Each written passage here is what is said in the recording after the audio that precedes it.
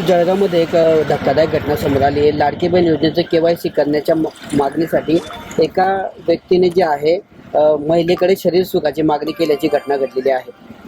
KYCच्या माध्यमातून तुला मदत करतो असं सांगून आणि दुसऱ्याही घटनेमध्ये महिलेला तुझ्या नवऱ्याचं पेन्शन वगैरे मी मिळवून देतो अशा बाबीमध्ये त्यांनी शरीर सुखाची मागणी केली. दोन्ही घटनांची पोलिसांनी नोंद घेतलेली आहे. त्या ठिकाणी ते FIR दाखल झालेलं आहे. पण अलीकडे महाराष्ट्रामधलं चित्र जर पाहिलं संपूर्ण ठिकाणी साऱ्या महाराष्ट्रामध्ये तर एकतर महिलांवर अत्याचार मोठे होत आहे. महिलांना अशा स्वरूपाचे आमिष दाखवून त्यांना त्या ठिकाणी लैंगिक छळ करण्याचा प्रयत्न होत आहे. अशोक खरात हे एरंड्यासारखं प्रकरण घडत आहे. एखाद्या कंपनीमध्ये त्या ठिकाणी अशा स्वरूपाचा आमिष दाखवून धर्मांतर करण्याचा प्रयत्न होतो आहे. हे सर्व महाराष्ट्रावरचं चित्र आहे. पुण्यामध्ये अशा घटना दररोज घडत आहे. मला वाटतं या ठिकाणी पोलिसांचा धाक राहिलेला नाही. एकतर असं घटना घडल्यानंतर कडक त्याला त्या ठिकाणी शिक्षा झाली पाहिजे. मोठ्या प्रमाणावर त्याला शिक्षा होण्यासाठी लवकरात लवकर प्रयत्न केले पाहिजे. अशांना तर कडक शिक्षा होण्यासाठी पोलिसांना प्राधान्य दिलं पाहिजे. पण पोलिसांचा धाक राहिला नाही. पोलीस यंत्रणा भ्रष्ट झाली आहे आणि त्यामुळे अशा प्रकारचे प्रकार महाराष्ट्रामध्ये घडताना दिसत आहे. काल देखील आदिवासी मंत्री जळगावला आले होते. आदिवासी नेत्यांना घेराव घातला. पत्रकारांनी प्रतिक्रिया विचारल्यावर मंत्रीच पत्रकारांना चिडल्याचं पाहायला मिळालं. शेवटी तुम्ही काय प्रश्न विचारता हा प्रश्न लक्षात घेऊन मंत्र्यांनी संयमाने उत्तर द्यावं अशी अपेक्षा आहे. असं चिडून उपयोग नसतो. काय जे उत्तर आहे तर समोर झालं पाहिजे. ते सत्य आहे ते सांगितलं पाहिजे. किंवा तुमचं सरकार असेल तर त्याचं समर्थन करा किंवा त्याला विरोध करा. आदित्य तटकरेंनी वक्तव्य केले. अजित पवार गटाच्या मंत्री आहेत आदित्य तटकरे की आम्हाला अजितदादा हयात असताना त्यांना मुख्यमंत्री म्हणून पाहण्याची इच्छा होती, मात्र ते आता हयात नाही आणि त्यांची इच्छा आता सुनेत्रा पवारांच्या माध्यमातून ती पूर्ण होईल असं ते म्हटले. सुनेत्रा पवार मुख्यमंत्री होतील असं त्यांचं म्हणणं आहे.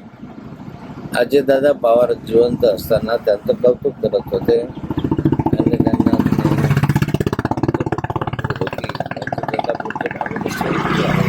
अशा स्वरूपाचं सर्व राष्ट्रवादी काँग्रेसचे अजित पवार गटाचे माणसं म्हणायचे. आता अजितदादा गेले आणि सुनेत्राताईंकडे सूत्र आले. मग आता सुनेत्राताईंना खुश करण्यासाठी अशा स्वरूपाचे वक्तव्य पत्रकारांच्या माध्यमातून केलेलं आहे. एकीकडे एकनाथ शिंदेच्या कागद त्यांच्याकडे जातील अशी पण चर्चा आहे. मात्र दुसरीकडे शिंदेचे जे आमदार आहेत, मंत्री आहेत, संजय शिरसाट आणि अब्दुल सत्तार यांच्यामध्ये दुरावा वाटल्याचं पाहायला मिळतंय. ऑपरेशन टायगर वगैरे जे आहे ते एक वेळ होतं. असं वारंवार होत नसतं. परिस्थितीनुसार असे बरेच प्रसंग येत असतात. आता सर्वचे सर्व खासदार निघून जातील अशी परिस्थिती आता तरी दिसत नाही आहे. त्या निव्वळ अफवा आहे. बारामतीच्या जागेवर काँग्रेसने दावा केलेला आहे. त्या ठिकाणी युगेंद्र सपकाळांचं देखील विधान समोर आलेलं आहे की राष्ट्रवादी शरद पवार गटाचा देखील या जागेवर दावा असं त्यांचं म्हणणं आहे. मला वाटतं की आता जी सुनेत्रा पवारांची निवडणूक झाली त्याच्यामधनं सर्वांनी माघार घेतलेली आहे. आता युगेंद्र पवारांच्या संदर्भामध्ये जी निवडणूक होऊ घातलेली आहे त्यामध्ये अपेक्षा अशीच आहे सर्वांची की या ठिकाणी पण सर्वांनी माघार घेऊन त्याला बिनविरोध निवडून आणावं. दुर्दैव आहे जर ही निवडणूक झाली तर मग त्या परिस्थिती वेगळी असू शकते. त्याची ताकद आहे दिसू शकेल. पण आज तरी त्या ठिकाणी युगेंद्र पवारांच्या अजित पवार गटाची ताकद मोठी दिसते. पण यामुळे मवियाची घडी कुठेतरी विस्कटलेली आहे असं काँग्रेसच्या प्रदेशाध्यक्षांनी दावा केला असं त्यांचं म्हणणं आहे.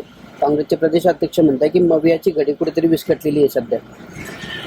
नाही, मवियामध्ये विस्कटले म्हटल्यापेक्षा मवियामध्ये एकमेकांमध्ये समन्वय जरा कमी पडतो आणि समन्वयामध्ये असं चित्र उभं राहतं. पण शेवटी मवियाला एकत्र राहिल्याशिवाय पर्याय नाही. अजितदादांच्या अपघाताचा आम्ही पाठपुरावा करू असं हर्षवर्धन सपकाळ. अजितदादांच्या अपघाताचा जो घातपात झाला आहे तशी आरोप झालेले आहेत त्याचा आम्ही पाठपुरावा करू असं काँग्रेस म्हणते आणि काँग्रेस यावर मुख्यमंत्री का बोलत नाही असं देखील हर्षवर्धन सपकाळ म्हणतायत.